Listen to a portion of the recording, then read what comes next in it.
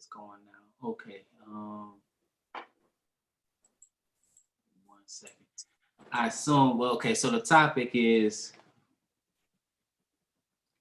I sent out was concerning this, specifically this Little Nas X video, which was quite frankly extremely hard to watch. And just in general, what we're seeing as far as just music in general. And hold on 1 second. I'm not sure why give me 1 second, y'all. Let me fix my situation.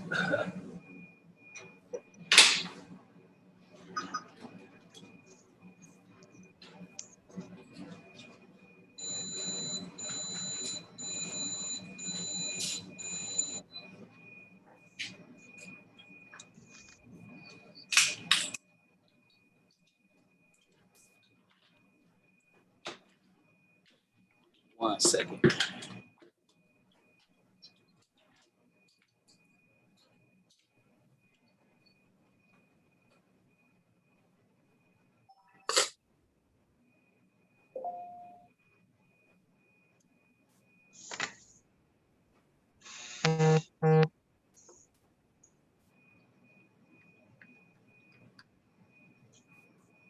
Okay, hopefully that works. Okay. Apologies. Okay, so I assume, y'all, there's a couple things I want to talk about this cat. One is the video. So I assume y'all saw the video. You didn't see it? I can't. Yep. Yeah, I It saw was it. crazy. Couldn't get through it. I couldn't take it. Yeah, I cut it off. That's Yeah. tough for me. Yeah, I couldn't Okay. deal with it. Yeah. So if you didn't watch it, You heard enough about it, though. you heard enough about it. Okay, so I'm not gonna show it, but what I will do is just read it, and it's really just pointing to how just off the rails things have gone. This is from time.com. This came out today. It says the title is Little Nas X on Material Call Me by Your Name, LGBTQ repression and the influence of FKA Twigs. Now I don't even know what that is. I had never heard of that prior. Anyway, when Lil Nas X released the music video for his new single Montero, Call Me By Your Name on Friday, social media quickly flooded with responses both euphoric and scathing. The provocative video shows Lil Nas in various mythical, religious, and historical settings, including one in which he gives a lap dance to the devil before killing him and putting on his horns. It's been seen 34 million times on YouTube since its release. And Lil Nas' name was trending all weekend on Twitter. Hold on 1 second, read a little bit more. It says, on that site, some praised him for his artistic vision as well as his unbound expression of queerness. Others labeled the video satanic or sacrilegious and pledged to boycott his music. Lil Nas says this range of impassioned responses is exactly what he had hoped for. Quote, I feel like we've come to a time in music where everything is nice and nothing is really cutting edge or starting conversations anymore, unquote. He told Time in an interview on Friday evening, quote, I want to be part of a conversation that actually applies to my situation and so many people that I know, unquote. I'm just curious as to what you brothers think as far as just that part, as far as the video and what you heard. I know brother Mo is into music and music production, and we had Yes, sir. when we first met in person about just how dark music is today. Yes, sir. Absolutely. And give us some of your insight that you may have. Yeah, brother. It's when it comes to be honest with everybody, I do film and TV scores. So like a lot of the TV shows like Keeping Up with the Kardashians, like The Housewives of Beverly Hills, True Crime, Housewives in Atlanta, like I'll be one of the composers that's making the instrumentals for it, right? And when we get compensated, it's fair. Sometimes it ranges from like a few bucks to a few thousand, a few $100. It's cool, right? It's great passive income. But the problem is when you go on the artist side of things, they, how can I put this in an easy way? They commit oaths, similar to like when Brother Elisha teaches about what Manly P. Hall would say from like the secret teachings of the ages or something like that. And they will go over some of the occultic practices in those books. And I personally know some Masons and Freemasons. I'm pretty sure you brothers do too. They commit to oaths and swear to secrecies, and they do things that are strange to the average person. And 90% to 98% of those artists that's mainstream in the industry, they do the same thing. And so when I saw the video, I couldn't take it all the way through.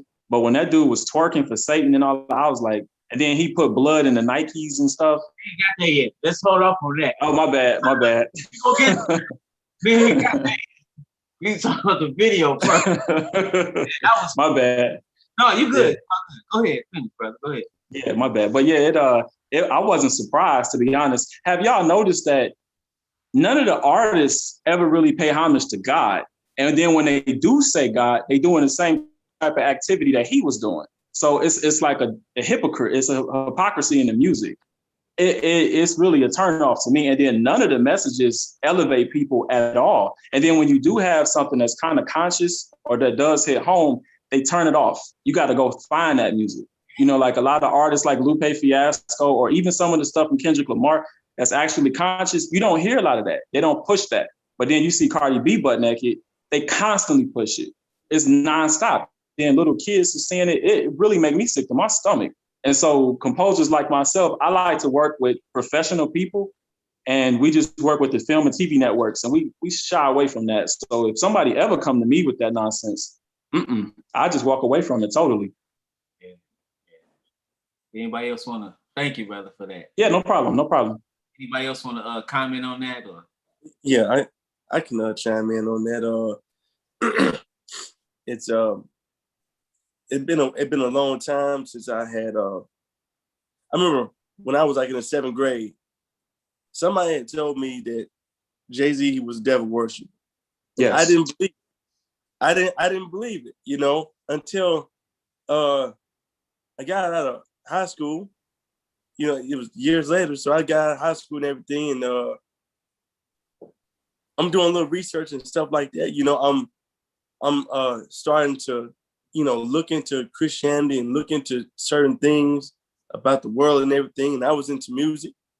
Mm-hmm. And then I found some things that I'm like, man, okay, wow, this is deep. And then it just got deeper and deeper. The more I looked into it, the more I have found out about it, you know. So I'm not really, you know, surprised about this guy, you know, what he doing, because just like Brother Mo said, like most of them are in, even the celebrities, the actors, most of them are into those oaths, you know, yes, and it all really makes sense.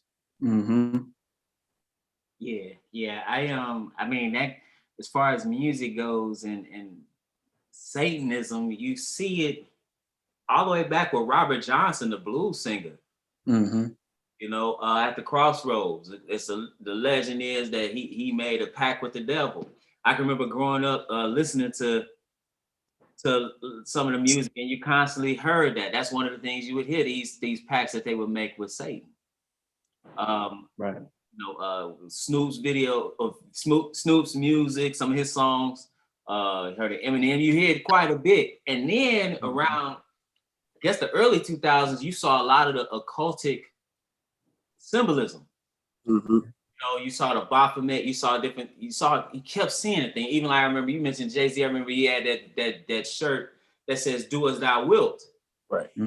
Right. You constantly see those things, and it's just like, I think it's like it's twofold. Either your message is totally contrary to God and therefore it's satanic, really talking about all this fornication and these murder and these things, or you got straight up symbolism that is occult, that is of the occult, and it's of the definitely of a darker sort. When I saw that video, it was extremely hard to watch. Yeah. It's only what 3 minutes, and I was like, that was the hardest 3 minutes. And just the things you see, it's just overt in your face, just like, and people sucking it up and eating it up. I don't know if anybody else wanted to add or. I think he deliberately, consciously made that video to create conversation, sell records, right? Sell his track, and he knows what he's doing. I was just saying to my brother is that how could a mother and a father allow a kid to approve that? He's still in a child mentality, right? That's what provoking me right now is your parents brought you up like that. It's to me is just the filth start from in the home, right? And that's my opinion. It's in no way I will make my kid do that stuff. Right. Anybody else want to? Because I was gonna say something about parents. Anybody else want to add? I do, if y'all don't mind. I got a few friends that's actually in the Hollywood scene. Most of them are photographers, but I've had the privilege of like having conversations with them, and they one in particular was felt like being more forthright than the rest, and she said they know exactly what God they worship.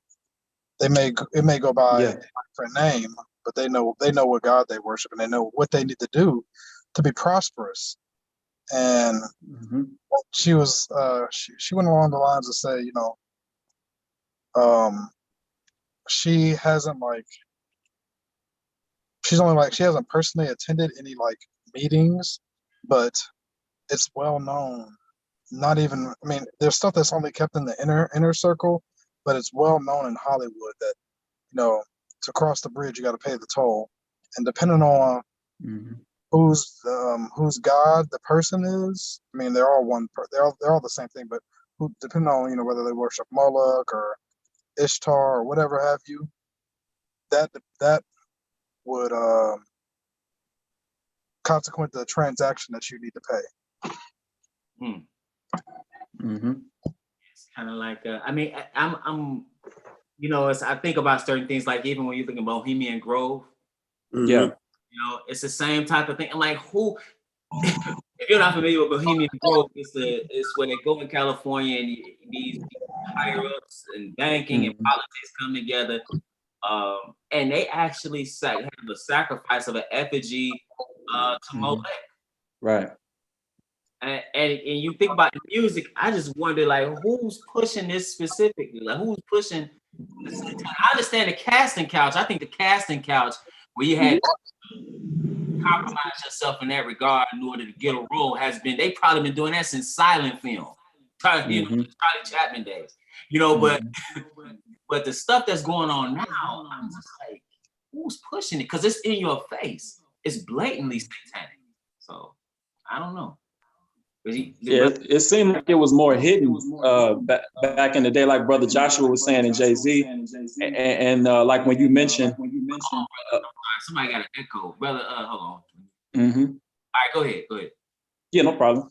It's like what you were saying, Elisha, earlier when you mentioned how they would constantly talk about a pact that they would take, like Jay-Z and Eminem and Snoop and all, and like it would be symbolic in the videos and on the records. And like Brother Joshua said, growing up, like hip hop and that type of music, you would relate to it because of the poetry and the mood you in and the feelings and the suffering and the poverty coming from our setting. But then as you wisen up and get older, you start paying closer attention to what they say. And you like, wait a minute, man, everybody keeps saying the same thing. And then you see everybody doing the same hand gestures and everybody participating in the same circles. It starts getting a little creepy. But, younger people don't really notice it. But when you get a little older and a little wiser, you start to pay more attention to that stuff. I remember, I agree. Because as a kid, I remember one of the first tapes I got was back when they were still using tapes, was Ghetto Boys and Ice Cube Lethal Injection. And then I can remember getting, I was buying CDs, and I can remember Bone Thugs and Harmony. Oh yeah, it was dark. Bone Thugs and Harmony had a straight up spell on the back of the cover. That's right. And it was, they had deep, like so-called, it was like demonology they were dealing with. I'm just like, you know, as a kid, you just, oh, this is, you're not even really thinking about You this. don't understand. Yeah, Right. you're not even thinking about that. But they put a lot of thought and effort in that regard to put that into the music, you know, and to put that in your face.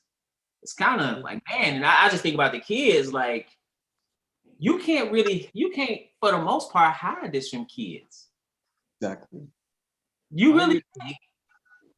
It's very difficult. I don't know if anybody want to comment on that, or any. I had Seemed like Who's talking? was it Isaiah? I thought it was Brother Joseph. yes, I was trying to say something. Yeah, go ahead. Go ahead. Yeah, I used to listen to really heavy music when I was in my teenage years on up to my 30s, and a lot of that I already knew. It had the lyrics that were not right, but I didn't care because of the music itself. But then I started learning about all this backmasking, and I started turning the tapes over and listening to them backwards. You can actually hear them worshiping Satan. In fact, Led Zeppelin, one of the most popular groups in the 70s, Led Zeppelin, I think it was Stairway to Heaven, the song, "Here's to my sweet Satan, the one that makes me high, the one that does," and this was just plain clear. And you can get it if you record it off the radio and turn the tape backwards, you still get it. Yeah, it was really a lot of effort put into that, like you said. Yes. So yeah, it's definitely. So, but my question to you, because you mentioned it, I am familiar with that. But so when you're playing it, do you only have to hear? I've heard of that before. Let me say that. Now, do you only hear it, or does it, like, can you hear it when it's going forward and it's just in your subconscious mind, or you have to actually play it backwards? Well, actually, for me to hear it and to know about it, I had to play it backwards. I heard about it, and so I tried it and I heard it. But I'm sure somehow, satanically, it subconsciously does reach you somehow. That's just my thought. I mean, because why would they put it in there otherwise and not make it public, not make it known?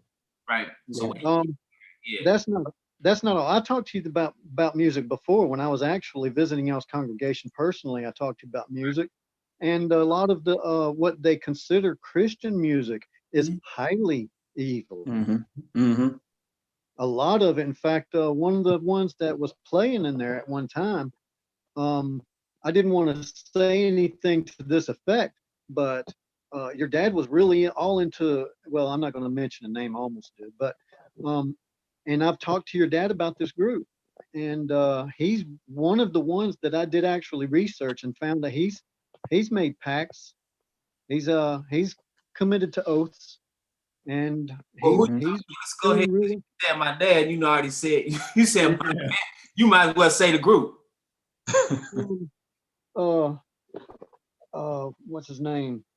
Real polished looking, famous Christian singer dude. I tell you what. Hang on just a minute. I got it on this phone. I'll look real quick, but I'll tell you in just a minute. Why he does that? Anybody else said anything? You know, I was gonna say this little Nas X. I don't believe he came up with all that on his own. I don't believe because he can't make that decision making power. I believe he was put up to it, and they gassed him up, making he think he was gonna be the next Michael Sams that came out in the NFL and destroyed his career over coming out thinking he was going to help a cause. And even though I'm saying Nas, I definitely believe he's ex whatever. Even though I do believe he's a Satan worshiper and all that, there's a power behind him that got him to do this because somebody had to pay for that video and finance it. The boy had one hit record. It was a monster. Yeah, that one single was a monster. Right. But, yeah, I'm saying there's powers behind these artists that I believe pushed him, and I believe he's finished now. Just like the Bruce Jenner who was making some statement. And why do you think that? Why do I think he's finished? Yeah. Because I don't believe anybody's going to accept something that blatant just yet. Now, like you said, it's working its way there. But and I heard them tennis shoes sold out in a minute. Well, we're gonna get to the shoes. Okay. I don't believe the masses, like I said, most people gonna go to hell without the help of all that wickedness. It's that open, you know what I'm saying? Right, but yeah. So, I think go ahead, brother, finish. No, that's fine. No, because I don't know if it's not. Well, let me say this. I don't think the masses accept it. However, a significant portion of the population is indifferent. So they don't say one thing or another. A lot of people are scared to voice their opinion about things. Like something like this is out. It's really Can you imagine this was like 1980 and this came out? It wouldn't even come out. It's stuff like this out, but now today they're afraid to voice their opinion about something like that. You know, so I don't know if, and then it's constantly pushed, and the younger generation. Even if you look at statistics, even if you look at the LGBTQ population, it's only like when you look at the vast majority of the population, it's not even 5%. But when you look at younger people, it's like 15%. Mm-hmm. It's like going up. They wearing them out. They wearing them down. Huh? So, brother, so brother Joseph, he had something. That was Kirk Franklin. Oh, Kirk. So he was listening to Kirk Franklin. Yeah, well, it was playing during or before service or after. I think it was after. Yeah, was something being said in the song that was being played? Oh no. Yes, he speaks good words, but he's one of them that I've researched because I was trying to listen to. I was trying to find good music, and he's not one I'm going to listen to. In fact, I think it's deleted. I just got the name on the folder there. Yeah. So if because quite honestly, we'll go by what's in a song. No. Like if a song is doctrinally wrong, we won't listen to it. Right. Because quite frankly, if you're gonna say, "Oh, I'm only listening to somebody who's or who believes the truth," as far as what they sing, you won't listen to any music. Right. That's I've been having a hard time finding any music to listen to. Yeah, and I'm having a hard time finding music from my family to listen to be agreeable for them to listen to. Yeah, I understand that. But yeah, you can't necessarily go. Well, we don't necessarily go back if I should look at what's being said in the song. Right. Because if he's not saying anything that's doctrinally, because if the person like talking about going to heaven, turn it off. I'm not listening to that. Or if somebody's talking about the Trinity or what we gonna do Sunday morning or anything like a Christmas carol, anything like that, I'm not listening to that. But if the individual is not saying anything that is contrary, like for example, you hear a lot of the old music, those people didn't know God, but a lot of the older gospel, they actually singing scripture. Right. Mm-hmm. Now I've got a question for you on that account. I've got a group that I still have not deleted yet because a lot of their words are great. I mean, they're right on cue in a lot of ways, a lot of things they say, and their music is what I tend to be attracted to. But they do have songs that I won't listen to. Do we pick and choose the songs from the artist, or if they have a song that you're not going to listen to, you don't listen to the artist, period, right? That's your question. Okay, yeah, I definitely pick and choose. There's certain things I won't listen to. Like on the Sabbath in my house, it's a lot of music. It's gospel songs being played, but it's not all gospel. It's gospel that's not a problem doctrinally. For example, let's say if you're an artist, right? Let's say if you're like for example, my kids play instruments. Like let's say you a singer. If you sang the song, if you could sing the song that they're saying and there's nothing wrong with it, it shouldn't be a problem listening to it. Right. Okay. You see what I'm saying? Like if you were a singer and you sang that same song as a believer and it is not doctrinally wrong, nothing wrong in the song, it shouldn't be a problem. what my question was specifically about, say, one artist has good songs, but yet he sings other songs that aren't. That's Right. something you wouldn't So that's why I thought I said, yes, pick and choose. pick and so you still listen to that artist, but just a certain song. Because it's hard to find good music. It's hard. It's what? I say it's hard to find good music. Yeah, it's hard to find good music, but like, if it's a song, and again, nothing is wrong with the song. Right. If they're actually literally praising God. Yes. I can separate that from the individual. Because if you look at it like that, you can apply that to any and everything that's being done in society. Even movies and entertainment. Because very few people actually know the true and living God. Right.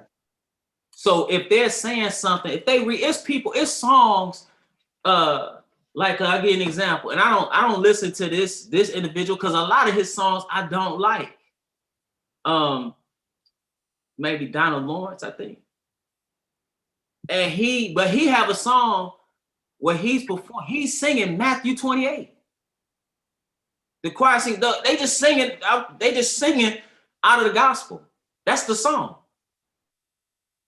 So am I to say, or you'll see a lot of people that'll take music straight from the Psalms.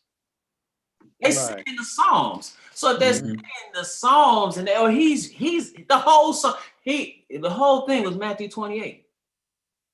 That's the whole thing. So I'm gonna reject that because he don't believe. I understand. Yeah. Now the other song he sings, I don't necessarily like it. So I don't. But that song, it's a choir singing it, and it's singing Matthew 28. I had a subscription to Neville Peter. Or is it Peter Neville? I'm not. He's a blind pianist.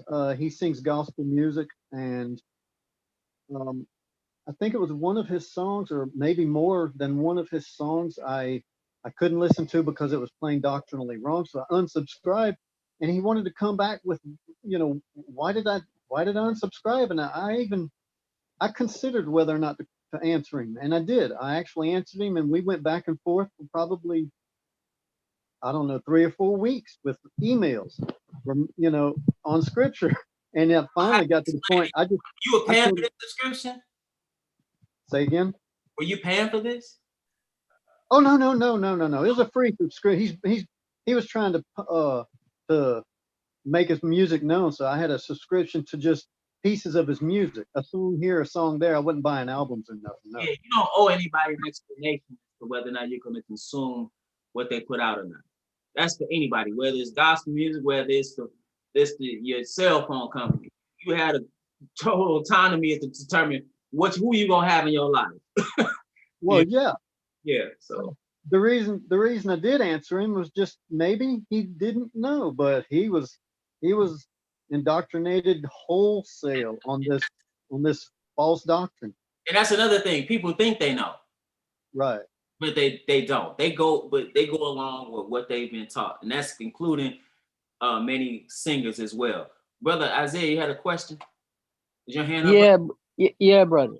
I just want to analyze this because I'm not too familiar with the music industry, right? In the sense of marketing and selling, right? The artist sells the music to the music industry. That depends. Okay, so that's subjective. You want to talk about that, Brother Mo? Sure. Isaiah, what was your question again? Say that again. It's like this, right? You have a product and you sell it to the music industry, and the music industry pay you for this product, right? And whatever comes with it. And then they own the rights and sell it to the people. Is it so? Well, it depends on the publishing agreement. It depends on the arrangement. So sometimes you have what's called exclusive agreements where the artist will sign over the rights. So like whatever the music generates and sells and generates in performance rights, the label owns it now. Now they can sometimes give you a publishing share, but on the flip side, you have a non-exclusive agreement, whereas the label and the artist owns profits in that. So they both collect like 50-50 splits. Okay, so in the center of all this is Uh-huh. the music industry, the labels, right? They're the ones who control what. They're the gatekeepers. So that's the source of the Well, problem.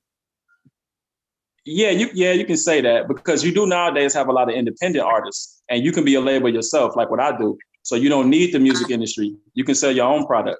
But like what you're saying in regards to what Little Nas X is doing, yeah, Yes. that's where the Pats come in at, and Hollywood and the industry. See, once they get involved, you become a puppet to them. Like you do what they tell you to do. So it's a little more to it than just music because they have an agenda behind the product and the content that they release into the public. Okay, so my question now, who owns the industry and the labels? Who are these people? We know. My opinion is Luciferians. Right. It's like Because one second, brother Josh. The reason why I say that, right? I remember sharing some music with you, brother Josh, right? And it was this band Steel Pulse, right? And some time ago, some years ago, probably 80s or 90s, one of the guys, it was a British band, right? Hebrew Israelites. One of them went to New York and he was denied a yellow taxi cab. And he sued them and he won. And after that, the labels killed him. Actually killed the progress of the band, right? And we knew that in the Caribbean, we knew that, right? But it was a certain people who had connection with the yellow cabs. They were all connected. Yes. Right? Mm-hmm. I think it's the same middlemen who was financing the slave ships, those guys. Yeah. Yeah. From what I've been learning and what I see, and from the people that I know, yeah, you're right on the money. It's similar to a job. Honestly, it's just like if you go work for a hospital and you have your CEO, you have your CEOs or maybe your CFOs, your managers, your supervisors. It's the same thing. And the people at the very top, as you can see from the symbolism in the videos, they don't serve the true and living God clearly. And so, if you want to get a check or if you want some money, you're going to have to bring yourself into subjection to what they tell you to do. And then it's tiers. So you would answer to a certain person, and then that person will come back and answer to them. Yeah. Mm-hmm. Huh. So much powerful things going on behind Brother my John. innocent back. Oh, Yep. Because I was going to allow Brother Austin had his hand up. Were you about to something? I was just gonna add in, like, something to what Brother Mo was saying. The question is like, who is really behind it? I mean, it's just there is not no one particular person that's really behind it. It seems like they're all in it. Sony, Columbia. Oh yeah, yes sir. They're all in it. Mm-hmm. All right, brother Austin, you had your hand up. Go ahead, brother. Yes, sir. I was. Can y'all hear me? Yes. Yeah. Yeah. I was just gonna say that it was just a lot of confusion all around the board because just to see some of the imagery he used, none of them spiritual beings look like that, and then people was like, it was crazy because people who was like, one of the top comments that I seen in one of the videos about it was like, it's crazy that they released this video because Easter is on Sunday. And it was just like, it was confusing all around. Yeah, all the way around. And so just seeing people's ignorant. That's satanic as well. Yeah. Seeing people's ignorance all the way around the board. And then on top of that, seeing like people were saying that people was weaponizing homosexuality, saying that he was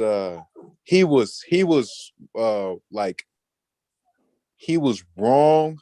No, they were wrong for judging him or something like that. So they was weaponizing that for sure. Quick question. Mm-hmm. Did you talk to any of you, because you're in a setting where it's a lot of young adults. Did you talk to any of your peers about this, and what were their responses? Yeah, they was asking me about it. A lot of people was asking me that I see it. A lot of people was talking about it. They was just saying that it was crazy to see. They said that it's just, outright it's just out there now, and they said that it's just crazy. Some of them said that they didn't watch the video. Some of them said they sent the video to somebody else so they could tell them about it. So it was crazy. I just find it okay. I was just wondering, and then I find it peculiar that when you talk about censorship, so many things are being censored today. Yeah. A lot of time conservative voices are being censored. If you don't agree with certain lifestyles and different things like that, that's being censored. But something like this, hey, this is being pushed. Exactly. Pushed wholesale. So I was just curious, did any of your peers have anything to say? Many, you said many just they just said it was crazy and then went on with whatever they was doing, right? Yeah, they nobody like actually spoke out about it in like a public setting or anything like that. They were gonna boycott the music. Yeah. No, it was none of that. That's really, I mean, how you indifferent to that? Really, it's like, yeah, I don't know. We're so afraid to offend somebody or say what they believe. Now you are in a position where you can't voice your opinion. Yeah. That's what we got into. Hey, I don't want, as long as you don't, hey, don't bring it over here. No, it's in your face. Right. In your face, wholesale. So I don't know, Brother Willie has something or. Yes, sir. It's disgusting, man. It was totally out of pocket. Very bold and brash, and it's obviously bigger powers at play behind the whole thing. I think it really is leaning more towards censorship and trying to get people to almost be hypocritical in a way in terms of what they allow to be listened to and what should deem to be censored. I think that they're trying to kind of say, if you want us to hear, whether it be biblical or whatever kind of information that you want to push, then you should allow these people on the left hand to do the same thing. And I think it's all a ploy just to get the feel of hypocrisy in a way for the First Amendment, freedom of speech. So in my perspective, I just see it as a chess move to have people who talk this censorship, freedom of speech, who may be even censored because of what they're speaking, put themselves in a position where they say, well, how come they're not censoring these people for the things that they're saying? And then it's almost like, well, I thought you want freedom of speech, so why is it not okay for him to speak? So I think that this is a chess move by Satan. Okay. To put something out there. Reason I say that, the reason I asked you, because I just want to touch, you said, because when I was saying censorship, because the First Amendment, according to the First Amendment, you should be able to do that. Right. According to the First Amendment, I'm not saying you should. I'm saying according to the First Amendment, but my point was you seeing, it's just the opposite. Like you're seeing conservative voices being silenced wholesale across the board. This is big, big conservative names being censored for their opinion, being kicked off of YouTube for having an opinion. But something like this, hey, this is pushed on YouTube. That's what I was saying as far as censorship. And then when you say are you saying this is more of a spiritual thing, or these are people? And if it is people, obviously people are moved spiritually sometimes, but what's the end game? You say the end game is just what? Because it's all out there. Everything is so-called quote unquote Pandora's box has been opened. Right. It's all about ultimately same way like Hollywood. It's all to create fanatics. You create a fanatic out of somebody, and there's nothing that the person idolizing the person doesn't see them doing anything wrong. Like you start watching somebody, for instance, like Disney, they go from being a childhood actress, and the next thing you know, they jump out the window and become some freaky pop star, and you still following them as if they still this kid. You become a fan. There's nothing they could do wrong in your eyes. So I think if you get certain people to lead certain people, you know, make them create a fan base, they could lead by some example. Like they use beautiful Black women to lead our young Black women astray. So you have to create that fan base that wherever they go, they're going to lead these sheep, and nothing they could do wrong in the eyes of that fan. So now they have our young generation who are not being taught, being led by this. So the end game to me is Satan's whole Babylonian plan is to have it all satanic, the minds of the people. So this is just another, I would say, avenue or tool that he would use to continue doing his destruction. Yeah. Hello? Yeah, go ahead, brother. Go ahead, brother. Yeah, I was gonna say that the some of my friends in school were telling me that they're like younger siblings listen to Lil Nas X and are a big fan of him and stuff like that. And These males? No, they're the females. The females like him. These younger siblings, males? No, they females. Okay, I got you. Yeah, they females, yeah. So yeah, it's crazy. I didn't understand why, but yeah. Yeah, because his first song was a Candy. That sucked them in. Candy. Yeah, you know, to get it because he was a hit among the young kids. Yeah. That first song. Yeah, that first song was his with the horses. Yep. He was a country singer, right? It was a country song, right? It was. Yeah. Mm-hmm. With Miley Cyrus's father, right? Yeah. No, you had to re-sing it. You had to redo it with Miley's father to get back on the country billboard because they kick him off, so it wasn't a country song. You know what? Our kids are easily entertained if they think that's a good song, man. That is terrible. Period, though. They really, if they like that, never mind. Music is trash today. You know, when I think about, you don't even hear instruments being played today. Right. And you know those songs, because music is extremely powerful. I don't think people realize how powerful music is. Like, Right. I think I mentioned that before, like that music that you hear, and it's just bass, it's just beats. And it's appealing to your lower self. It's certain songs that people hear when that come on, you at a party or something. People back in the day was at a party, then everybody start grinding on each other. As soon as it comes on, it's automatic. Then you got a song where it come on and everybody hear it, immediately they want to fight. Right? They got it down to a science. Yeah, it's lower self. But then you got music to where, like they were playing in insane asylums, they would play that classical music that would calm the patients down. You think about music that was being played in certain revolutions and reform movements, or being sang. You know, you Soweto, you in Soweto, and they singing and they being mowed down by the police. Or you think about in the prisons in Georgia, it's kids and they're singing. Or they, you know, it's the Klan outside or the police outside of a meeting in a church house and they're singing. Or even what David was doing, he was playing the harp, calming Saul down when he had that evil spirit on him.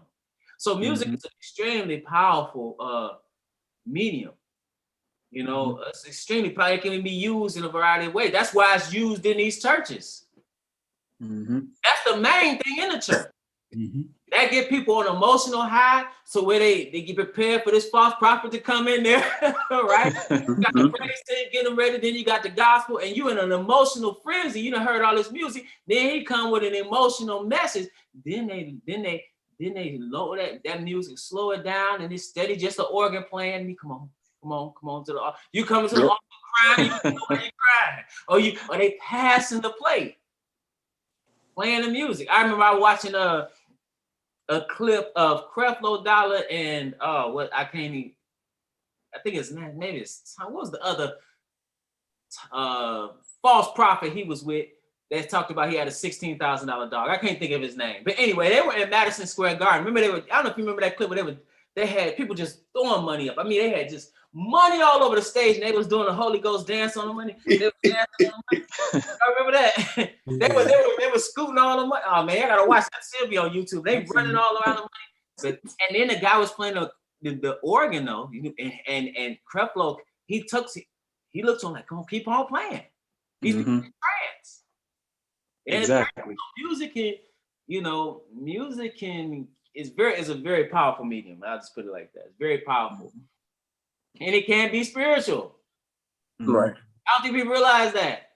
Mm-hmm. It's spiritual, and a lot of times you think about some of the stuff that music is encouraging people to do, they don't even realize it. You think about how many murders have taken place, drive-bys, and people listening to music. Mm-hmm. It's just like it's like a spell. Yeah. Mm-hmm. It's just like a spell that's like being cast, because some of this music, it could be new. Like a new song could come out tomorrow.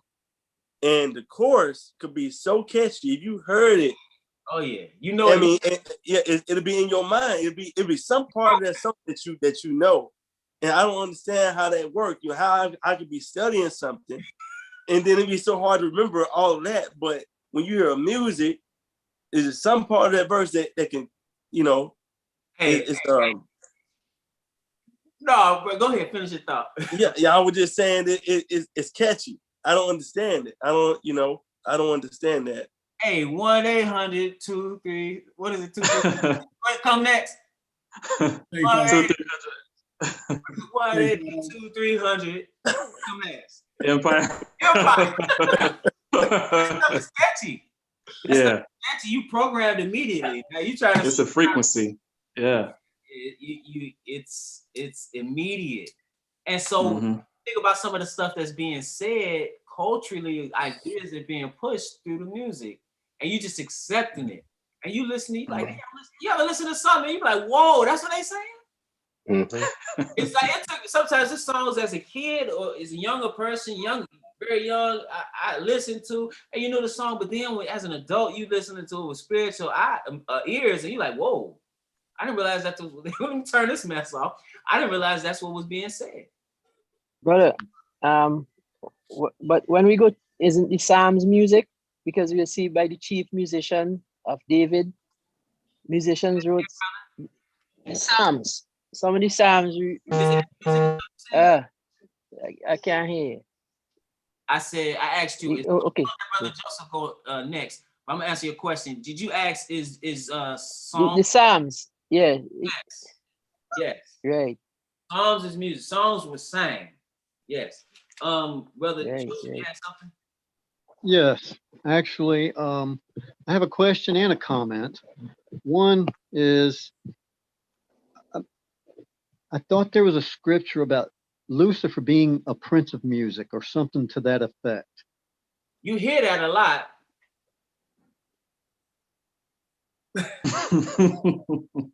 You hear that a lot. Okay. Well, anyway, my comment was that there's a lot of music that I have deleted, gotten rid of years ago, and I'll hear it. It'll come across on a radio or somebody will play it. I'll hear it. And for days, I can't get it out of my head. It interrupts my studies. It interrupts things. And it just has that effect. It's very powerful, like you said. And it's a force. It's a spiritual force. You actually have to fight. I don't know how many of you guys ever heard of John Todd. Have you guys ever heard of John Todd? I heard of him. Yes. Yeah, if you go to YouTube and just type in John Todd music industry, man, just listen to what he had to say about the industry. It'll blow your mind. Yeah, it's it's amazing. His ancestors like came from like overseas, and they were like warlocks. Yeah, exactly. And he exposed the whole industry. It explains why, like Brother Joseph just said, about why it gets stuck in your head and you can't get rid of it. He explains a lot of things. Yeah. You said they pray over the master tapes and all that. Yes, sir. They do mantras. and they put the pentagrams down. And I mean, you seen the Migos. I saw the Migos doing it, you know, where they'll put the candles. Bone Thugs and Harmony was doing it, and they'll pray to the devil. And man, it's just crazy what they do with this music. So yes. They didn't come to the record label with that. They had to be given that, right? Right. Given that. They didn't come out the hood in Cleveland and where the Migos from? Where the Migos? I don't even know where they out here, ATL. They're from Gwinnett County. That's considered. Is that considered trap music? Is that what that is? Yeah, I guess somewhat. Some of it is. I don't want to Trap. I'm not sure. Whatever that mess is, it's true. come with this sophisticated form of worshiping Satan with this symbolic technology to the record label. Oh, this is what we want to do. Exactly. I don't know, man. It's just, you know, brother, if I could add something, it almost seems like it's targeted right now. The reason why I say that is was it just the Grammys where Cardi B and Megan Thee Stallion was bucket naked doing all their mess on the stage. I didn't see it. I heard about it. But their counterparts were fully dressed from head to toe. Taylor Swift was dressed from head to toe. Billie Eilish was dressed from head to toe. And that's how one side was presented, and ours were presented like sluts. It almost took me back to where Halle Berry won her Oscar. And when Denzel got his Oscar for being a crazy, wild-eyed cop killer. Yeah. What's the other one? You got the Oscar for It's Hard to Be a Pimp. So my people are rewarded for debasing themselves, if I use the right word. You know, I'm trying to upgrade because how you do. You know what I'm saying? But the other group gets to remain clothed. Yes. Wholesome almost. Yeah, I've heard that. That's why I say targeted. I cannot recall who I was listening to, because if I could, I would give them credit for this. But saying what you're saying, they were saying the same exact thing you're saying. The counterparts in general, like what is the white or the white counterpart to a Cardi B? In the sense of what you see is this over sexualization of the Black body. And you don't necessarily see it on the other end in the mainstream. Closest to that, I think, correct me if I'm wrong, maybe Madonna back in the day, but it wasn't to the extent of what you're seeing now. Maybe Miley Cyrus though. She do some wild stuff. Lady Gaga. Yeah. Gaga got her clothes on again. But it ain't close to Cardi B now. Little point of Cardi B. Like, okay, we're not saying that. Never did any grinding, did she? I'm sorry. Gaga never did any bumping and grinding. All right, so you probably gotta say like a Iggy Azalea or the other Rose something, the one Kanye. Amber Rose. Amber Rose. Any awards. They're not winning any awards though. Yeah, now I'm talking about this and with Miley Cyrus, people that's coming that was kid stars, they have to do that, or they they have to do that in order to transition into the adult world. Right. Chris Brown beating up Rihanna, transition him into, I'm for real. Yeah. Transition him into the adult world. You are officially an adult. You got a record. You done some adult things, and I feel like that's what they do because their fan base, when you start with those little children, 8 years old, you screaming for whoever, whatever the boy band is. Well, how do you if that's your main staple, you have to transition into the adult world and adult acts. Transition. I'm not saying Chris Brown isn't talented. He's certainly talented. I'm not necessarily talking about his music, but I know I recognize he is talented. But that's how you transition. But you were saying as far as the white counterpart, do you see that? You said you said you say Amber Rose? What is she? She don't do anything. Does she do any? She doesn't do anything. She's not getting any awards for it. She's not a musician or an artist, right? Right. So what was the other person you said, Brother Willie? Iggy Azalea. Iggy Azalea is sexualized like a Cardi B? For a white woman. No, I'm saying on the same level. Oh, not as far as that, but she's not. Yeah, but she's nowhere near like a Taylor Swift kind of white woman. She's, got the voluptuous body and, got her in small clothes. They got her in the small clothes because she's probably built like one of the sisters, so. I understand the skimpy clothes. The skimpy clothes is just something that's being done in general. Mm-hmm. But the over the top sexualization. Oh no, nobody worse than our people. That's why I don't see it. I don't see that. Can I chime in real quick? Maybe I'm not familiar with it. So I don't. No, it seems like, if you're the people of God, you know what I'm saying? If you're his people, I feel like they gotta go an extra mile to turn you to Satan. Like it's real like spit in God's face, and we'll give you what you want. Like that temptation of Christ was offered in his wilderness days. So it just feels like in order for God's people to actually achieve something, we're gonna debase yourself even more than the regular. You're supposed to be the priest of the world. We're going to embarrass you. But they would have to know that. You think they know that? No, I think the people who are making them debase themselves know it, but they don't know it. Yeah, I think the people who actually are offering us the temptation, because that's what it is. It's a trade. It's the fame. It's the power. It's all that someone wants. Looking at all these artists. So if you want that, you're going to have to debase yourself all the way down. And I think the people who offering what they want is also saying, first, you got to curse God. But they not telling them curse God. They just say, follow this plan. And that's what it is. Because they know, look, like you said, they're using our people and debasing us the most out of all other people, making men. How many actors had to wear dresses? You know what I'm saying? Like they. Yes, sir. I wasn't even looking for Usher. I was just he just came up on I forgot what it was, and it looked like in a dress, a skirt or something. Like what is it? Why is like you say, why our people got to go so low?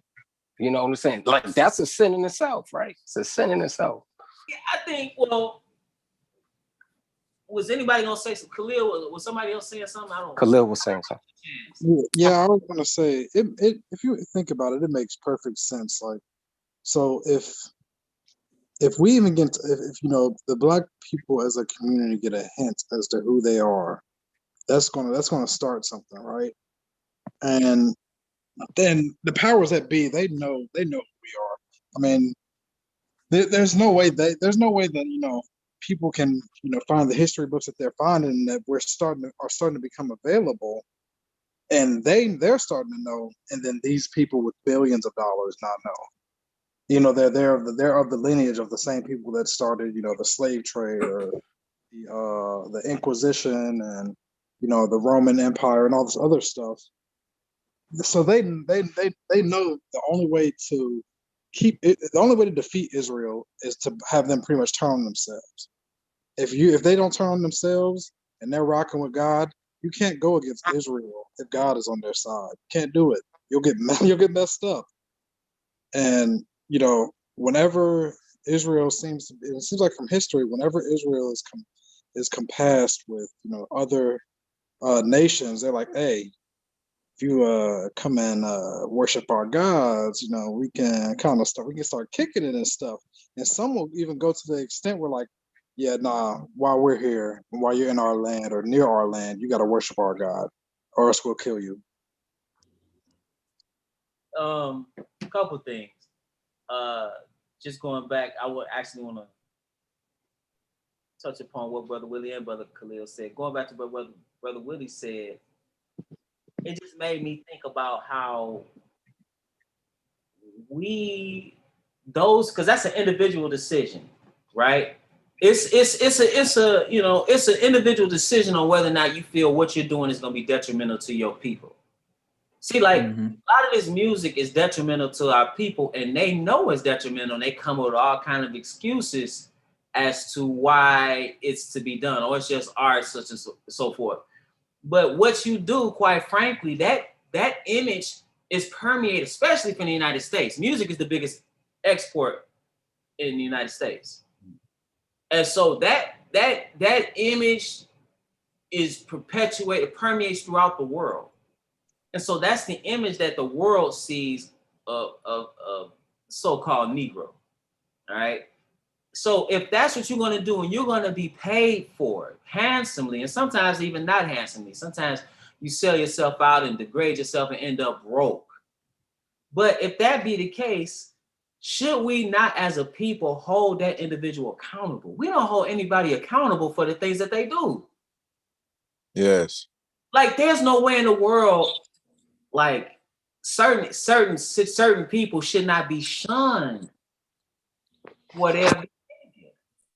Because you could do it, but we shouldn't accept it. We accept any and everything, right? And partially, we often looking for validation from other people.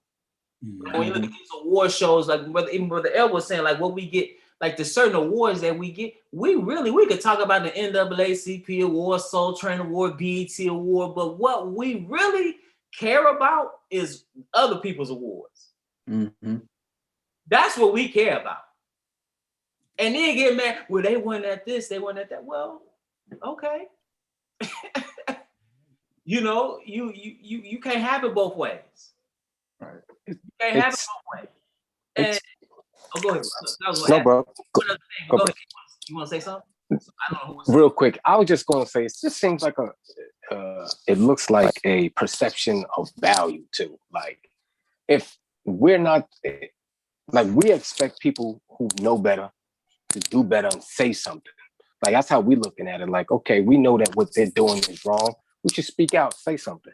But if the masses are valuing what they have on those, you know, Cardi B's and such, and their value or their perception of fame or riches or reward is what they have, we're not going to ever win this battle if the masses believe that that's the perception of success. And I think that the perception, that some of this perception, and there's maybe a small group who knows better. You know, it's a small, and we must be the smallest group unless we're just that censored, where we're not saying anything or fear to be, you know, persecuted behind what we think about it. Going on. A couple of things going on. But we can't necessarily worry about the masses. We can only control what we can control. We can control as a group, a collective, what we accept and not. Number two, we need to be the gatekeepers of our own media. We need to be the gatekeepers of our own music. We may rock and roll, hip hop, jazz, R&B, soul, on and on and on. We created all these genres and we just allowed them to be degraded to the point where hip hop doesn't even really exist. No. Right. It's dead. Because other people, see, we don't control. We need to control and be gatekeepers. You can't go to Japan and just start singing whatever type of music is music there. Mm-hmm. You can't do that. But anybody can take our music and get rich off of it, get billions of dollars while we sitting there with peanuts. So we have to be the gatekeepers of our own music. We have to control our own, we should control our own image, control our genres of music, be gatekeepers of what we produce. And people, I don't care if people know it or not, people need to be caught. When you get out, see, it's certain communities, you can't just do what you want. Go into amongst the Hasidic so-called Jews and talk about what you're going to do. Outside of what they will shun you. Right. We don't have any standards. Mm-hmm. And see, that's another thing. I think it was Brother Khalil talked about I think he mentioned who we are as a people. That's important because if you know who you are as a people, you know what you should do. See, Black people, since we came here, our bodies have been objectified in one way or another, whether it's been labor, whether it's been sexuality. Okay, and that's continuing. Especially the sexualized, hypersexualized Black body. That's common. Even and this this woman. You ever heard of Sarah Bartman? Oh yes. Mm-hmm. So back in the day, they had these exhibitions. They put her on display as a freak show because of the shape of her body. Yeah, I think they didn't remove her until the 70s. Like they had her on Stuff. display still. Yeah. Display. Stuff. Yeah. So They that's just got her bones back. Yeah. yeah, that's No, you they know, just sent her back. that's common for us. But if we knew who we were, one thing about self-knowledge, once you know who you are, you start to develop a culture. And so if you are the people of God, that's antithetical. The WAP or whatever that mess is that Right. So if you I always say we need to be extracting, even, and this is another side note, even when you look at people in the word is dealing with the truth, oftentimes you will see they will try to imitate what the world is doing and do the same exact thing in the world, but under the guise of doing what the Bible is saying. You see what I'm saying? So they're like, even if it's in honor of a feast or something that they're doing, but it's just what the world is doing. The word should give us our culture. From there, we can derive a culture. That's it's also giving us a cultural practice. Brother Austin, I don't know if I'm cutting somebody off. Was somebody before Brother Austin? I saw his hand up. Did anybody was somebody saying something? Or brother, okay, brother. Yeah, Hello. yeah, that was me, brother. You can go. You can go, brother. Okay, go ahead, brother. Go ahead. Brother Elisha, a lot of the things that I knew from the influence we got in the Caribbean was from the American music, right? And we start seeing the visual part of American music when BT hit the line, right? And for me, that's when I started to see the degradation of Black music. When BT, can you hear me? Yeah. Yeah, when BT hit the airwaves, right? I started to see that. But otherwise, every single music, even calypso, even reggae, all some derivative of American music, right? And who we selling this to? Who we performing to? We should ask ourselves. It's not just us because we know that music. Who's buying it? Well, we're not the main consumers of it. Consumers. We're not, it's particularly people of European descent, but it's like I said, it's the biggest export that America has is the music. Yeah.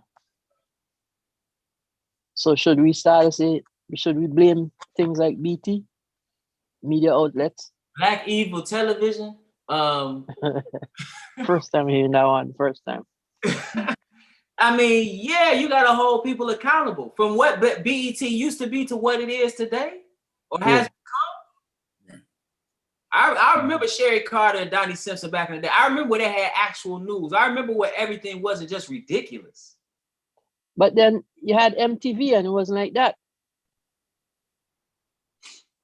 Say again? Right? You had MTV around the same time. Okay. And it was just like how we comparing how the others dressed. Black people don't even own BET. Viacom own BET. So we're not controlling. That's why I was talking about controlling that image. So we're not even controlling. Bob Johnson sold it. We're not controlling our own image. Our image is controlled. We don't. Again, it kind of go back to the identity crisis, not knowing who we are. Right. We just accept everything. Right. Actually, they had a hip hop versus the world on BET one time, and a couple of the rappers, I think it was T.I. and a couple other ones, they said they tried to put out good songs. Nobody want to hear that. But that's what they said. Nobody will play it, so they went back to playing with nobody. The radios, you won't get airtime on. Like some of the like my brother mentioned, Kendrick Lamar, some of his more conscious stuff, or even like some of the best rappers I've heard, nobody even know who they are. Like exactly. Like KRS-One. Who? I was saying KRS-One and those guys. Yeah, he come from an era where you had more conscious rap. He took a back. Yeah, KRS-One, yeah, definitely. But nobody bumping KRS-One right now. You know that I'm talking about right now is where You see what I'm saying? Hip hop is more yo, but I bet you gonna put out a record. Oh, okay. I thought he got to fight the power. NWA. Enemy. That's public enemy. I used to have. Wow. You better keep those, brother. Oh, I am. I just got them. In a second. You gotta keep. You know what? And I accidentally I started talking. I don't want to cut off Brother Austin because I said you go next. That's my fault. Go ahead. Hello, can you hear me? Yeah, we hear you. Yeah, I was just gonna say that a lot of young people, they starting to rap now. It's a lot of young rappers. My friend, he was from high school. He was a rapper. His his name was Slugs Banger, and he had dropped some mixtapes on SoundCloud, and he tried to get me to listen to him. I was like, bro, you need to stop rapping, bro, because this is trash. But it's a lot of rappers out here, and they rapping the same, all doing the same stuff, all wearing the same stuff. And it's just kind of, it's kind of, there's no individuality. Nah, it's redundant. Nah, yeah. And quite frankly, in order to rap, to be quite honestly, you actually have to have lived, right, or seen a lot. Mm-hmm. Or educate yourself, like read. Exactly. See, it's not for real. It's not enough just to even to put words together. This brother got a plate. It's not enough. It's not enough just to put some words together, be able to rhyme. You actually have to have something to draw from. That's why people cannot write. Mm-hmm. You for example, like, dealing with young people, education, you have kids, okay, you're writing this, they have no pool to draw from because they have not read anything. They've only read, they superficially and cursory, superficially read something that they had in class, and then one book out of the year. Never read anything else. You don't have anything to draw from. You see what I'm saying? And then life is more varied than just crime in the hood. Mm-hmm. Life is vast. Life is full. A lot of different experiences. But why is this? It's not as if, quite frankly, it's not as if all Black people or the majority of Black people are living that life. And then that puts you in a trick bag. Well, I'm doing this. Then you got to actually do it. Otherwise, you're not quote unquote real. So now you got to go to jail. But you just got to do. But you just gotta deal. Why are you in jail? Why are you keep calling a trick bag? Either you really about that life or you faking it. And if you faking it, nobody wants to give you street cred. But if you really about that life, then you about to be in somebody's prison. Who AR what's the boy's name? Yeah, work with wrong man. Let me correct myself. What's his name? AR work with Cassidy. Bobby Smurd, I think he just got out. Mm-hmm. All these young men in and out of prison. That don't make sense. No. Well, most of the time it's to create the buzz or something to give them to talk about. A lot of it is stemming from, they're halfway foot in the door or out in the street. And the other half is I gotta go make a name for myself so that I can sell more records. I used to rap personally growing up as a young man. Hey, bust something in there, man. Nah, ain't nothing. Those are old times. Old times. That's far from me. And growing up, I don't know if you heard about Stack Bundles, one of the kids who got killed in Far Rockaway or whatever years ago. Very good Jim Jones guy underneath Jim Jones. My age, we went to the same school and everything, got killed in the hood. These were the things that just made me see years prior to coming into the truth, like, listen, this ain't worth it. It wasn't worth it. And you know what I'm saying? I was from the hood, but I wasn't trying to be hood all day long to prove something to somebody to make some music. Yeah. This ain't worth it. Let me get up out of this. Me, brothers, all of us, we rhymed. We saw Endgame in it a long time ago, and we saw people our age getting gunned down over it well before it started getting really, really popular, like now in Chicago. So I heard Melly Mel in an interview talking about that recently. So he was saying, like, back in the day, the rapper was not the dope pusher, the gangster. You was an artist, Mm-hmm. and it was a clear distinction. You know? It's a clear distinction. Now the lines are blurred. You know, kind of. Well, this is crazy. This is crazy. Yeah. Now they make it like, you know, in order for you to make it as a rapper, you gotta be a thug, or you gotta have this certain particular image, or you gotta be a gangster. And then, you know, and people, they listen to these things, and you know, the young people are influenced by it. You know, like especially if they don't have no positivity around them. You know, I remember going to school and I would listen to people and they would say certain things and they'd be like, like so-and-so said, and they'll quote this rapper as if it was scripture, you know? And I thought about something. I'm just saying, it's the truth. Yeah. I thought about something like, you know, a lot of people, it's almost like the rappers are teaching them instead of the teachers in school. I kind of got that impression, you know, and then discovering that, you know, ain't that many people graduate from high school, you know, then what are they doing? You know, they out there in the streets running around, doing whatever it is that they want to do. It was just something that I thought about, you know, when it come down to the music thing and how it influenced young folks. That's an excellent point you just made. You said, man, when they go to the reservoir to pull from, who's there? Let's see who's in the reservoir. Meek Mill, Lil Bibby, Gucci Man, Badass. That's who's in the reservoir of to pull from. It's like you got a quote. You're not saying, or like Moses said, or like it is written in the scripture. You're not even pulling from some of the actual great individuals, like Malcolm said, or like Marcus Garvey said in his philosophy, the opinions of Marcus Garvey.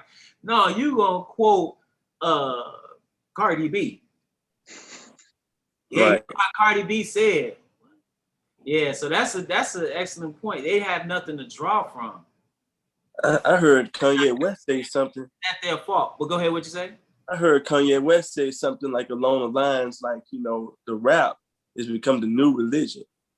He was saying something like that, and he was saying that, you know, and he almost said, he said something just like that, and it was like, he said that our verses is scripture. He was saying that. I literally heard him say that, you know. They know it like scripture. They know it. And it's in their heart like scripture's supposed to be in your heart. The song is in their heart. Man, I remember my cousins, you know, they wasn't trying to be on no record, but they would rap and they were in the music real tough. And man, they could tell you every song that was, man, just rap the whole song. So it's etched in their heart or in their mind, like the scripture is supposed to be. Sometimes people talk about Kanye like he crazy, but sometimes he's talking over people's heads, to be honest. Right. Right. Sometimes he's talking over people's heads. Like that's a, you know, don't get me wrong, some of the stuff he's saying is crazy now. Yeah. But not all of it. Yeah, when he says like if that's what you living according to, if that's what you you know, if that's what you listening to constantly, that is your scripture. That's script. You know, it is script. It's poetry. Yeah. You know, that's what rap is. Rap is poetry. So yeah, it is a type of and that's poetry is to be recited. Go ahead, brother. Brother, when you say poetry, you can't be putting Grandmaster Melly Mel with Lil Wayne. Lil Wayne is like a Dr. Seuss rapper. Okay, I didn't use it. It's poetry. Well, Roses are Red, Violets are Blue is poetry as well, and so is She Walks in Beauty Like the Night. Like That's all of his portion. It's levels to it all. I wasn't making a necessarily a comparison. Right. I'm saying rap in general is poetry. Oh, okay. Now, some of it, to be honest, some of it is not even. But when you can't understand what they're saying, not because you're old and y'all need to slow it down, no, because it's not making sense. That's something else. But yeah, I understand there's levels to it. I understand that you look at people like Black Thought, like what? Like it's a sister named Sa Rock. Don't nobody listen to her. She'll destroy practically anybody you put her against. Anybody you want to rap, you put Sa Rock up against them. Anybody. I'm saying any name you want to drop right now, as far as skill, this sister, Rakim, anybody you want to put up there. Hey, Nas, the real Nas is lyrically. Anybody. See, y'all anybody. I gotta listen to her because the real Nas, not this X thing. The real Nas is the problem. Let me say this though. I'm talking about pure skill. Pure skill, anybody. Male, female, whatever you call yourself, anybody. Yeah, as far as pure skill, yeah. Yeah. And Nas to me is one of the greatest rappers ever. So this is not me, you know. Yeah, that's what but anyway, we're dealing with that. Let's get to these shoes real quick, then we'll let y'all brothers go. This man let me find this. And I thought it ironic. I'm like, man, it's during a pandemic. This man came out with some with some shoes, some Satan shoes. And I'm trying to find the article. The Satan shoes had, I can't find the article, but the Satan shoes, if I'm not, correct me if I'm wrong. The Satan shoes had 666 pair. They had the pentagram on them. They had Luke 10 and verse 18, is it? Where I saw Lucifer fall from heaven. It had what else did it have on? A drop of human blood in the actual air bubble of the shoe. Chick-fil-A. And they cost over $1,000. Was it $1,028? And they sold out in a minute or something. In a few minutes, a matter of minutes. That's unsanitary. There's a pandemic going on. And they put a drop of human blood in the sole. Mm-hmm. I want to know what you brothers thought about that. They also have this crazy company also has a Jesus shoe, and they said they put holy water in it from the same company from Jordan. From Jordan. Yeah, there we go. Sorry, Jordan. Hear about that? Yeah, they got some all white Air Maxes just like those ones were, with some water in it, and they said they some Jesus walks or something like that, with water from Jordan in them. Yeah. I have 2 words to those shoes. You have a couple pair, you say? 2 words. Oh, 2 words. Oh, I thought you had 2 pair. Give me 2. Unclean. Right. Unclean. Yeah, that's it. Well, 1 word. Yeah, I was gonna say that's 1 word. You talked about holy water in the lesson yesterday. What'd you say, brother? Unclean. You talked about holy water in yesterday's lesson, in some of the pagan stuff that we got from ancient Babylon. Yeah. Okay, that's what I'm saying. So that's pagan too, then. Isn't it? Yeah. So even those so-called Jesus shoes. Yeah. They don't know. They think it is. You know, think it's, or they just marketed it as something. What do y'all think about? Nobody has a line. You got to draw a line somewhere. That's a bridge too far. I can't. I don't know how anybody can justify that, rationalize it, unless they have gone all the way to the dark side. I mean, if I hear you try to defend it, I'm through. You know, I did People, notice. people was trying to get them shoes so they could resell them. Yeah, Yeah, yeah. I also can't- noticed that be worth people a lot of money.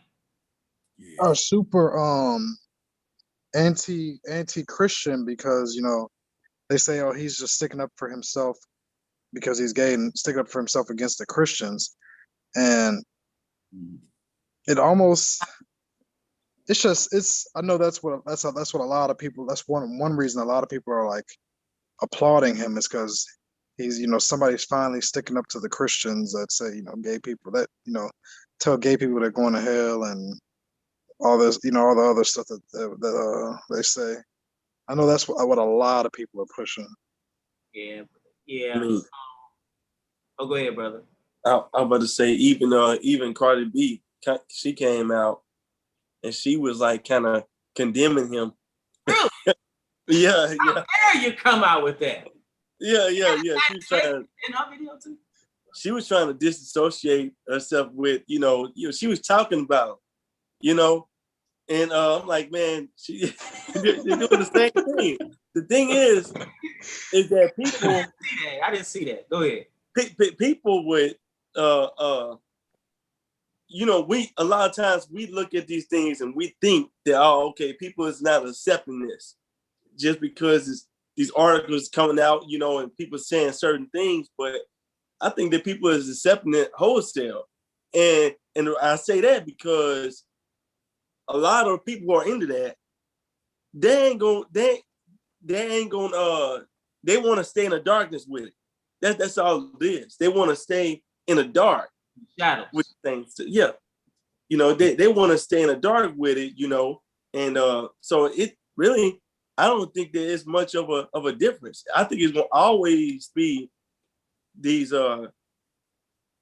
people, doing these same things even later on in the future. People doing certain things and people talking about that, but behind the closed doors, they with that. They all down for that.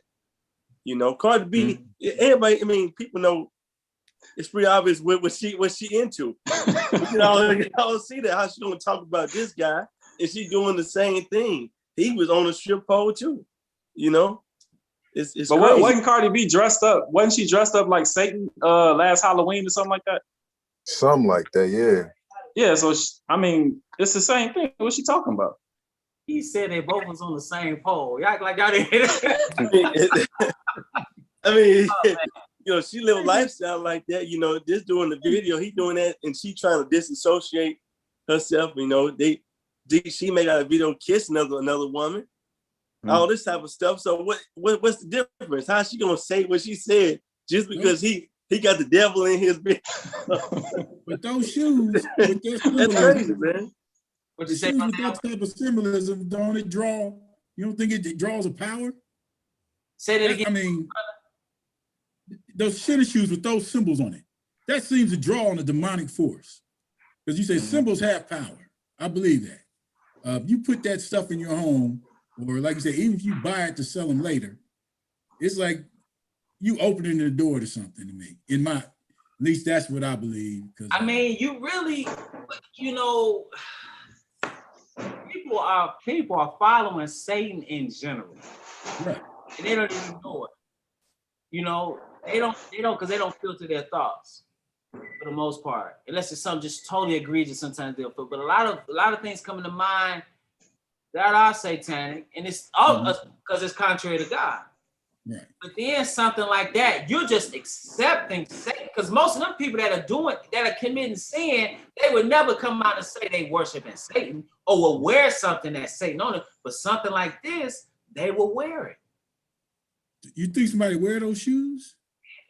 Mm-hmm. I mean, without being fully aware. Because yeah. Okay. And all right, because I'm saying if they do that, because I was wondering if that was one of the beefs with the shoe. I'm under the impression that somebody buys those shoes. I do believe there's a demonic power behind it because of the symbolism involved. Like casting spells. Even your acceptance of it, you saying this is Satan, he'll wear it. Okay, just that alone. Yeah. Okay. Just that alone is a problem. I would blast him for that. I blast him. But you don't. I mean, maybe y'all could tell me, because I'm under the impression, at least I think I should say, that there are a lot of people, especially young people. I think a lot of young people will rock those shoes. Yeah, I know they will. no doubt. Oh yeah. Yeah, Mhm. yeah, yeah. Just for the simple Definitely. fact, and in addition, they don't, because their shoes are $1,000. Part of that status. So I know a lot, like he was saying, a lot of people they're gonna sell it like a stock, you know, because you're not gonna be able to get those shoes anymore because they suing that company that came out with, you know, that did that. You won't be able to get those shoes. So those shoes are gonna be worth a whole lot of money. But you give it to a young person, yeah, these cost, if nobody had these, they'll rock them. Heck yeah. No, that wasn't my, no, I was in, do you believe a power, like we was talking about casting spells? That's some imagery that's strong, especially with that drop of blood in it. You don't believe they would be cursing themselves like we talked about those records with the backwards writings and the pentagrams and the skulls inside I it? think in dealing with those type of things, you can open yourself up more than usual. Okay, Right. that's where I was heading. Witchcrafts. People, I say filtered thoughts. People are not closing. You're on a spiritual plane. Your mind is a spiritual plane that can be open. And any and everything can come in and out your mind. And so, for example, you look at people, some of the thoughts that come in, look at their actions, that all started with a thought, right? So if that's the plane, just like the Holy Spirit can come to your mind, Satan can come to your mind, his minion can come to your mind and set up shop. So you, because your mind operates in the way in which it does, it's a spiritual plane. You have to control what goes in and out of your mind. Mm-hmm. You have to do that yourself. And Daily. you can allow and open yourself up to some things. And we were talking about churches. That's what's happening in these churches. Mm-hmm. See, all that stuff ain't fake. It's a power that's there. It's not a God, though. Mm-hmm. Mm-hmm. So some of all that stuff fake. One thing, people are susceptible. They are open to it. So when you open yourself, see, when you say, okay, I'm going to wear these shoes and I know they got Satan all on, I'm going to walk all around and look down and see the pentagram. That is, you're opening yourself up to that idea. So that's power. Mm-hmm. It's power enough in that. Because if you rocking that and if you feeling especially if you feeling a particular way, you throwing a pair of $200 sneakers, not me. I never had Jordan. But kids throw on these pair of shoes and they feel a certain way. You feel a certain way because of the status that's associated with the shoe. Right. On top of that, so it kind of gets intermingled as well. So I'm feeling good, and you look down and you got Satan all on your shoes. Yeah. You see what I'm saying? So they are accepting of that. So yeah, you know, and it's in that feeling that they have with having $1,000 pair of shoes on, you know, they walk into class or walk wherever they, you know, wherever they go. That, how do you separate that from the feeling or the thought about Satan? How do you separate the two?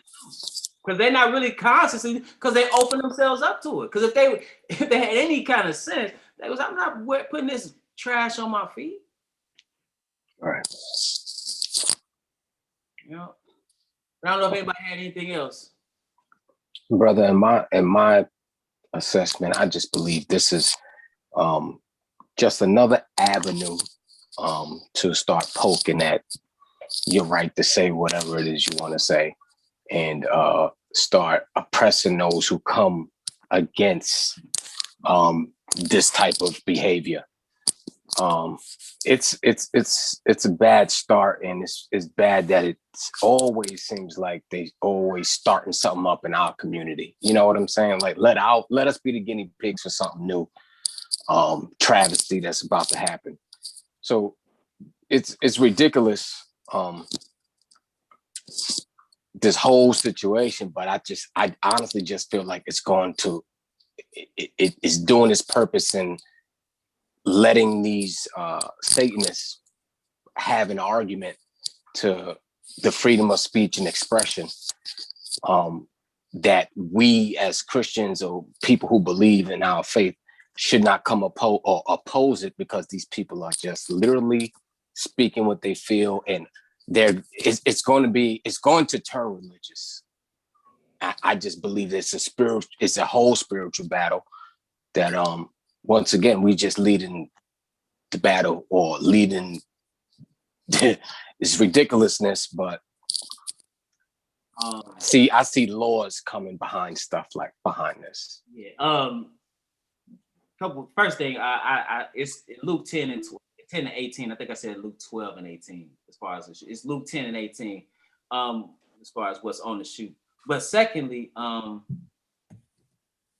did you see this has been going on for some time now, a few years, where they're like the Church of Satan has been pushing like to have their certain monuments up, like Baphomet up, like right. Man, yeah. They didn't remove any semblance of God, like out of the schools, like out of the different places in the public. I can see that. Yeah, they had did something like that in Little Rock. Really? At the courthouse? Yeah. And what it was I think they did it for like one day. It was almost like, I feel like it was like a test run. They wanted to take down certain things and they wanted to put that up. And people, they came to show up and everything. It was like, we ain't gonna let that happen and stuff like that. By the simple fact that these people, you let them come, they protested. They was protesting, you know, and they had their statue up, the Baphomet right there. I heard that they got one in Oklahoma too. And Detroit too. Yeah. Yep. So it was I kind of feel like they was just testing. They always testing the masses to see whether they're ready for, you know, the full-blown thing, you know.